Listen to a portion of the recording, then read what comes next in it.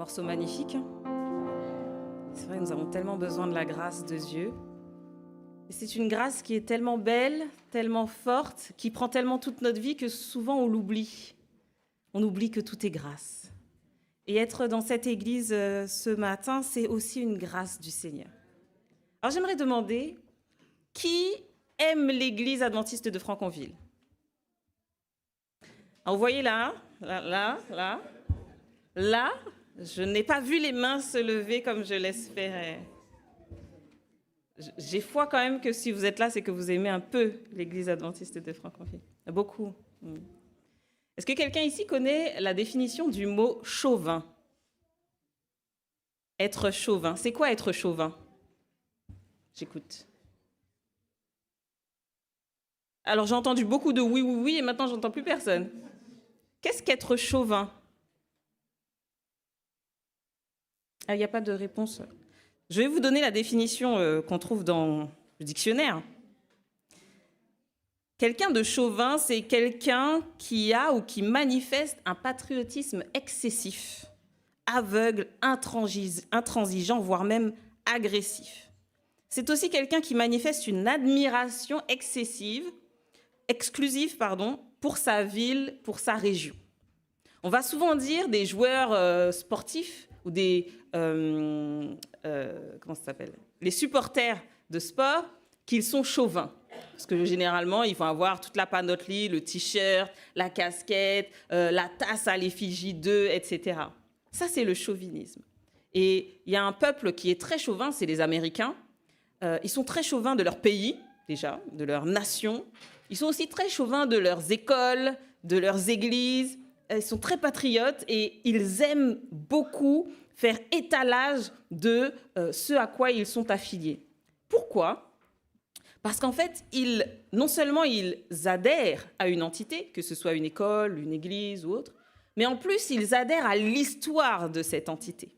Et vous allez voir bien souvent dans les institutions aux États-Unis des portraits, des tableaux de personnes célèbres qui ont foulé l'université, qui ont foulé ce gymnase, des gens qui se sont entraînés, etc., pour relater un petit peu l'histoire d'eux. La notion de souvenir est extrêmement importante pour tous ceux qui sont patriotes, pour tous ceux qui aiment leur nation, leur pays, leur ville ou leurs institutions.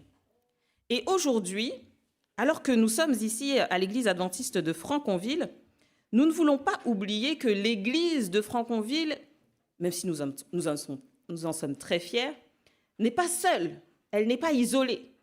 Mais l'église adventiste de Franconville fait partie d'une entité plus grande d'églises adventistes, qui a une histoire, qui a un patrimoine, et qui fait qu'aujourd'hui, nous sommes, nous, ici, avec ce que nous avons, avec ce que nous sommes. C'est pourquoi chaque deuxième sabbat de l'année, deuxième sabbat du mois de janvier, l'Union franco-belge des églises adventistes du 7e jour organise ce qu'on appelle le sabbat de l'Union. Il y a une vidéo qui est préparée par le président de l'Union, le secrétaire et la trésorière. Vous pourrez retrouver cette vidéo sur la chaîne YouTube de l'Union franco-belge des églises adventistes. Je vous invite à la regarder. En général, cette vidéo, on la projette le sabbat matin au culte, à la place de ce que je fais maintenant. Mais comme nous savons que ce n'est pas toujours agréable de regarder une vidéo pendant le culte, il m'a été demandé de vous partager le message qui a été préparé. Je vais donc me faire aujourd'hui la voix du président de l'Union franco-belge, le pasteur David Millard. Mais je vous invite quand même à aller écouter ce que lui-même a à vous dire. Ce sabbat de l'Union, c'est une occasion pour nous de nous rappeler que nous ne sommes pas isolés, même si nous ne sommes pas toujours très nombreux, mais que nous faisons partie d'une assemblée de milliers, voire de millions de personnes. Ce que nous vivons ici dans cette communauté s'inscrit dans l'histoire beaucoup plus large de l'Église adventiste du 7e jour et notamment des églises de France, de Belgique, du Luxembourg. Ce sabbat, c'est une invitation biblique très simple, une invitation à se souvenir. Et notre ancien prophète vous a lu ce passage de Deutéronome au chapitre 8, où alors que le peuple d'Israël va rentrer dans le pays promis, il a une responsabilité, garder le souvenir de ce par quoi il est passé. Pourquoi? Pour ne pas se perdre, pour ne pas oublier d'où il vient et se perdre dans ce qu'il devient. Dieu dit à son peuple, « Souviens-toi de tout le chemin que l'Éternel, ton Dieu, t'a fait parcourir. » Se souvenir, ce n'est pas pour idéaliser le passé et se dire que tout était parfait, que tout était bien, qu'il n'y a eu aucun souci, mais c'est pour reconnaître que Dieu a été présent tout au long du chemin. Dans les bons comme dans les mauvais moments, dans les moments de croissance comme dans les périodes plus difficiles, dans ceux qui avaient été compris comme dans ceux qui est resté en suspens et qu'on n'a pas réussi à saisir l'objectif. Dieu a été présent. Et il est important pour nous de nous rappeler personnellement que Dieu a été présent dans le passé. Si nous sommes ici aujourd'hui, c'est parce que Dieu a été présent dans le passé, parce qu'il a mis sa main pour nous protéger, parce qu'il a mis sa main pour nous faire avancer, parce que lorsque nous étions dans le creux de la vague, Dieu nous a permis de sortir de l'eau. Nous devons nous rappeler que Dieu a été présent, pour que demain, lorsque nous ferons face à d'autres difficultés, il y en aura, nous ne perdions ni courage ni espoir, parce que Dieu est un Dieu fidèle. Le souvenir n'est pas tourné vers l'arrière, mais il nous aide à avancer avec plus de confiance aujourd'hui. Et au sein de l'Église adventiste du 7e jour, c'est la même chose. Si nous ne regardons l'Église que pour ce qu'elle est aujourd'hui, à l'instant T, nous n'aurons peut-être aucune fierté ou aucune joie d'appartenir à une telle communauté, ou peut-être juste un petit peu.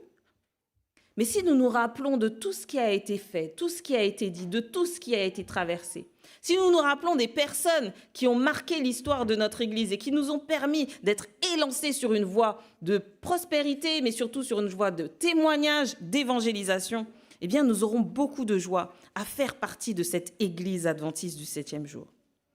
En entrant dans cette année 2026, nous voulons affirmer une chose essentielle, c'est que Dieu reste le maître du temps.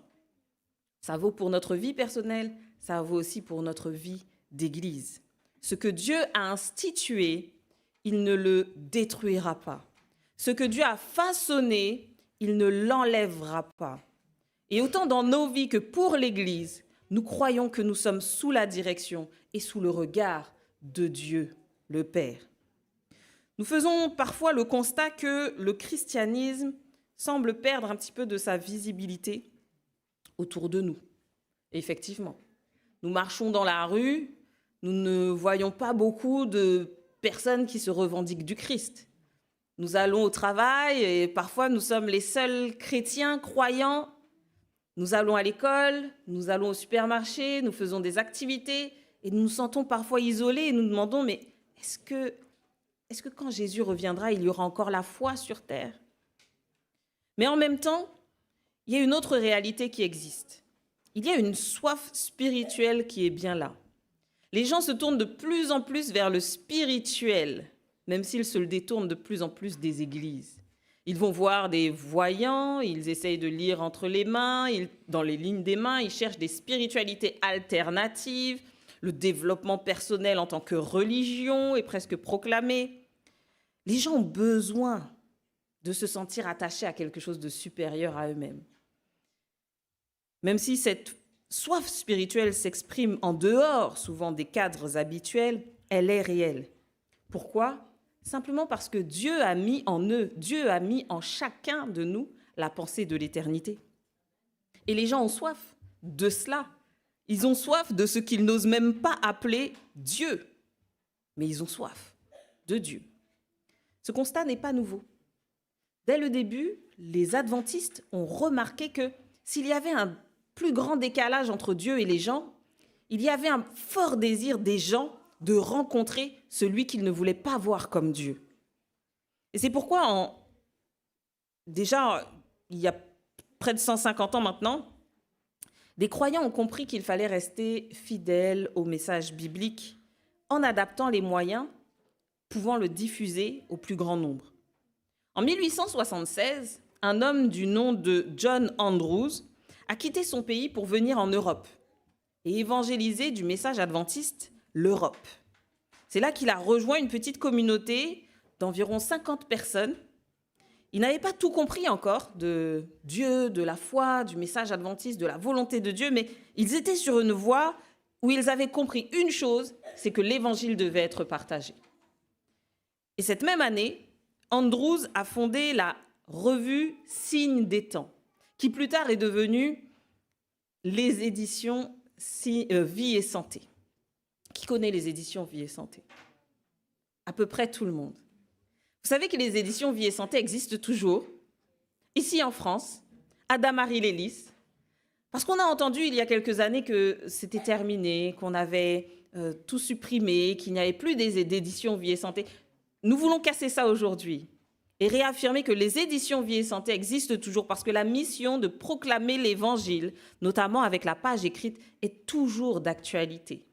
Oui, il est vrai qu'il y a une refonte et une restructuration des éditions Vie et Santé, mais la mission est toujours là. Et on veut continuer de témoigner que le message de l'Évangile peut toucher des vies, toucher des cœurs et toucher tous les aspects de la vie, que ce soit la santé, les choix de vie ou même la recherche de sens pour les gens en 2026. Si ça, c'est une mission que nous avons au niveau ecclésial, global, c'est une mission que nous devons avoir aussi personnellement. De se dire qu'il y a des gens qui doivent rencontrer Jésus-Christ. En tant qu'Église de Franconville, nous voulons mettre à disposition des gens, de la littérature, des moyens pour connaître Jésus, pour connaître son message, connaître ses enseignements. Et nous voulons surtout mettre à leur disposition une parole, la Bible, qui leur dit que Dieu est amour et que Dieu ne les attend. Dans le même mouvement que John Andrews, un autre homme, Daniel Bourdeau, a commencé à annoncer l'Évangile particulièrement en France, par des engagements discrets, mais des engagements fidèles. Eh bien, des communautés adventistes ont commencé à naître sur notre territoire, ici en France. L'Évangile avance, mais l'Évangile avance souvent ainsi, c'est-à-dire par des chaînes d'humains. L'Évangile n'est pas tombé en France. L'Évangile est rentré en France. Et une personne a évangélisé une personne, qui a témoigné à une autre personne, qui a accompagné une autre personne. Et de un à un, on est passé de quelques dizaines de membres adventistes à plusieurs milliers aujourd'hui. Par une foi fidèle, une foi authentique, un témoignage vrai, eh bien, l'Évangile de Jésus-Christ a pu être proclamé et partagé, porter du fruit. Être adventiste aujourd'hui, ici dans notre église locale, c'est être ancré dans la Bible. Mais cet ancrage n'est pas quelque chose de passif. Ce ne sont pas juste des études intellectuelles que nous faisons et où ensuite nous pouvons nous gargariser de connaître la Bible mieux que tous les autres. Mais cette étude doit se manifester par un témoignage, une manière de vivre notre foi au quotidien, via des actions visibles.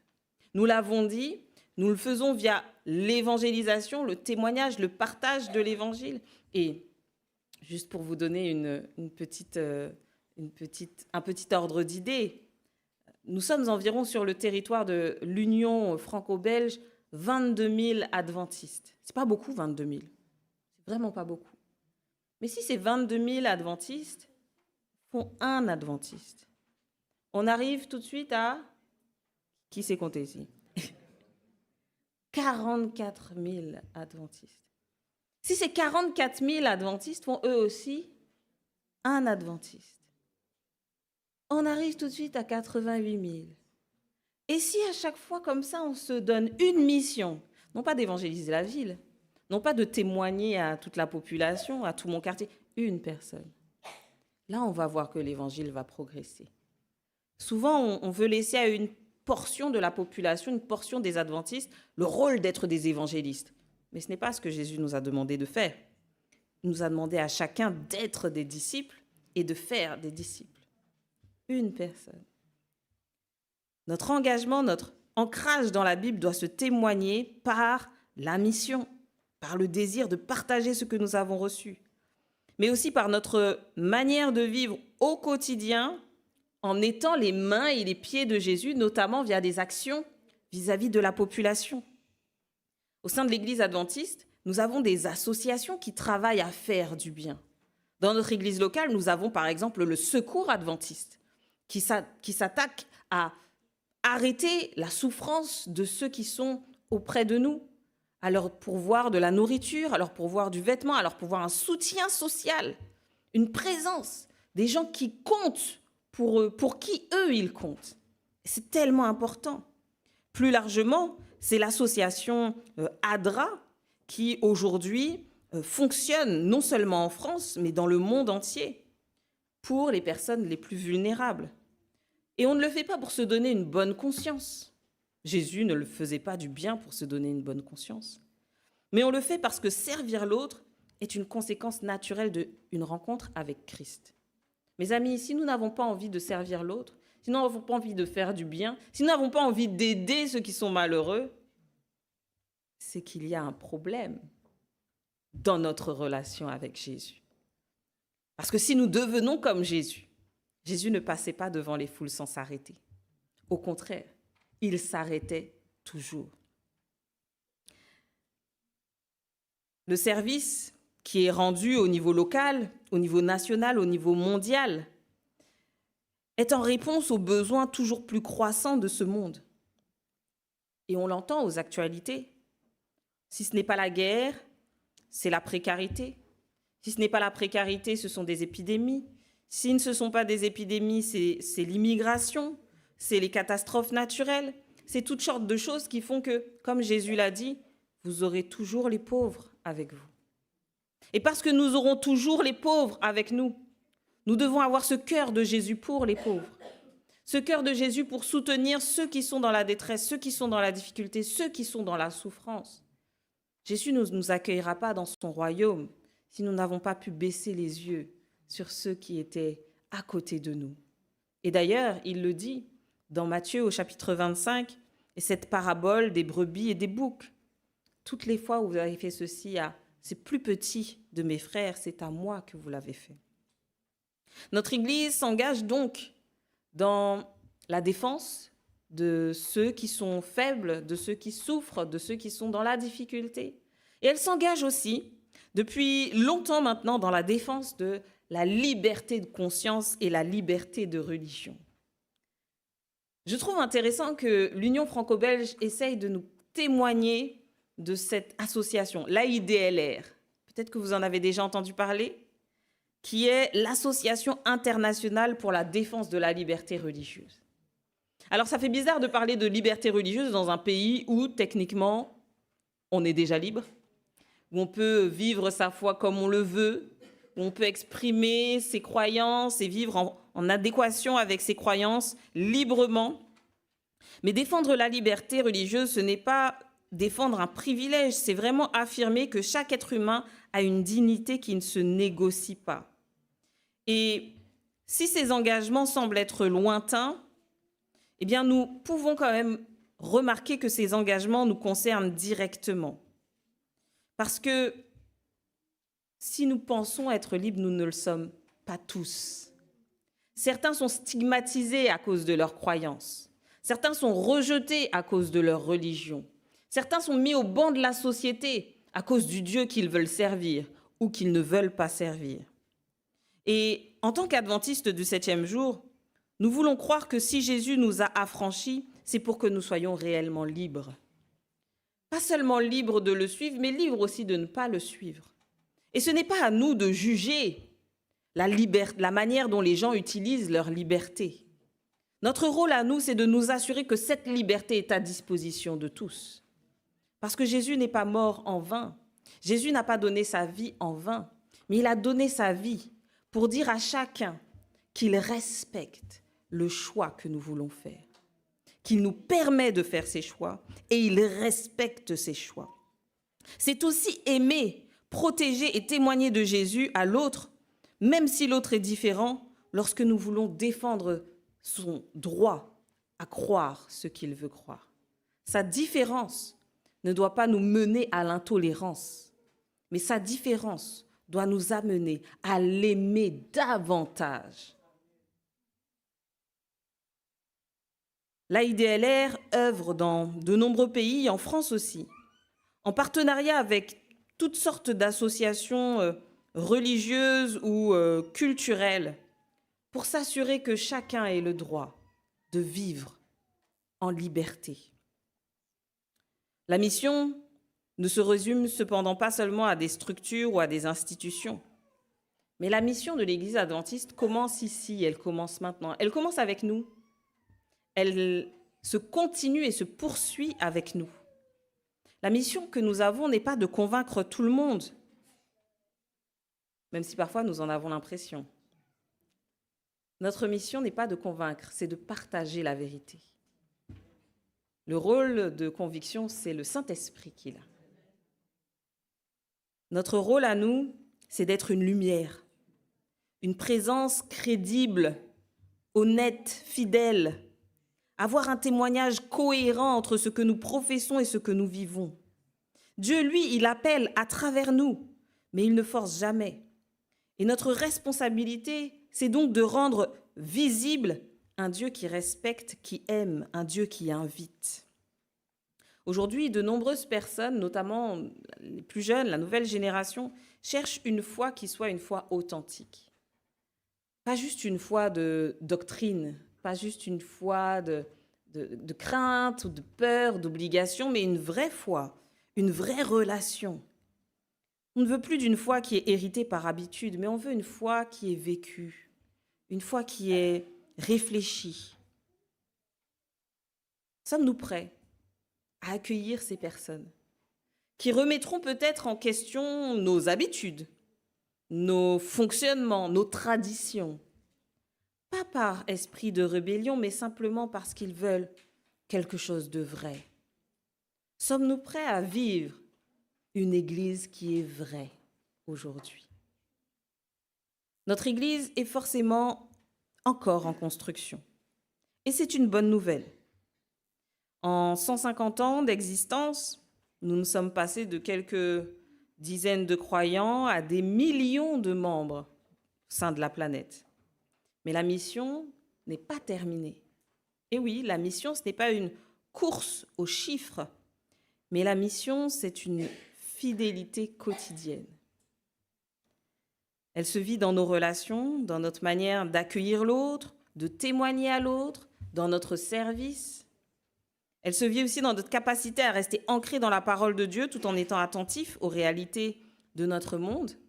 Notre mission, qui a commencé il y a 2000 ans avec Jésus-Christ, il y a 150 ans avec l'Église adventiste, continue aujourd'hui et elle se vit à travers nous.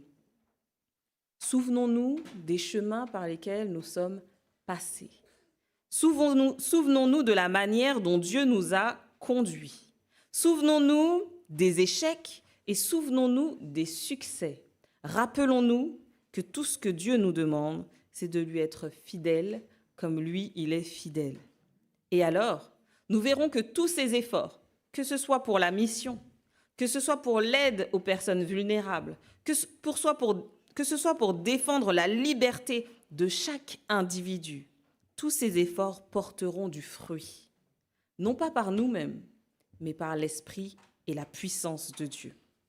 Dieu ne nous a pas donné un esprit de peur, mais il nous a donné un esprit de force, d'amour et de sagesse.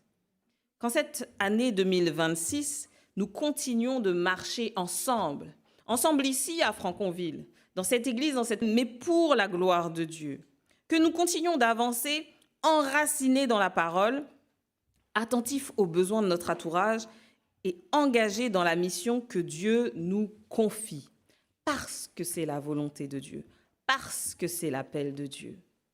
Souviens-toi, souviens-toi, souviens-toi et entre dans le pays que le Seigneur t'a préparé.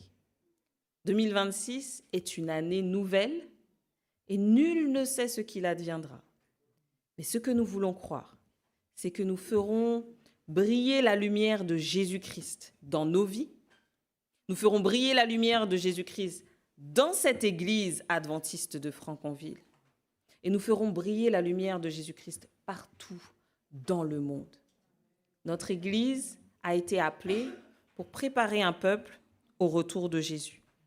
Alors que Dieu nous guide, qu'il nous éclaire et qu'il nous fortifie dans ce chemin, afin que lorsque Jésus reviendra, nous puissions dire, Seigneur, nous n'avons perdu aucun de ceux que tu nous as confiés, mais nous t'avons apporté des personnes en plus. Nous t'avons apporté des gens qui te cherchaient et que tu cherchais, et nous t'avons aidé, Seigneur, à les amener dans ta maison. Que Dieu nous bénisse et qu'il nous donne de toujours garder en tête que nous ne sommes pas une église isolée, mais nous sommes une église qui a une histoire, qui a un vécu, qui a des hommes et des femmes qui se sont levés pour proclamer bien haut le message de Jésus-Christ. Et que nous aussi, à notre tour, nous pouvons écrire et continuer l'histoire. Amen.